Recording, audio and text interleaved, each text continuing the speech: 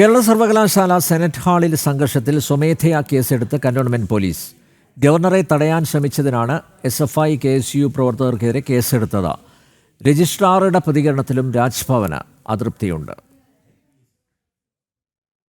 കേരള സർവകലാശാലയിലെ സെനറ്റ് ഹാളിൽ നടന്ന പരിപാടിയിൽ ഗവർണർ പങ്കെടുക്കാനെത്തിയത് തടയാൻ ശ്രമിച്ച KSU SFI പ്രവർത്തകർക്കെതിരെയാണ് പോലീസ് സ്വമേധയാ കേസെടുത്തത്.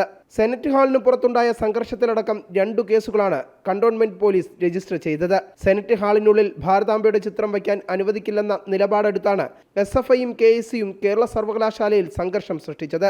അതേസമയം സെനറ്റ് ഹാൾ സംഘർഷത്തിൽ നാശനഷ്ടങ്ങളുടെ കണക്കെടുക്കാൻ രജിസ്ട്രാർ എഞ്ചിനീയറിംഗ് വിഭാഗത്തിന് നിർദ്ദേശം നൽകി.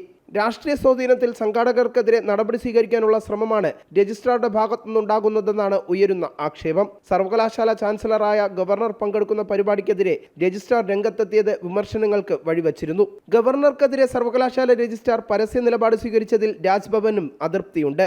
ജനം, തിരുവനന്തപുരം.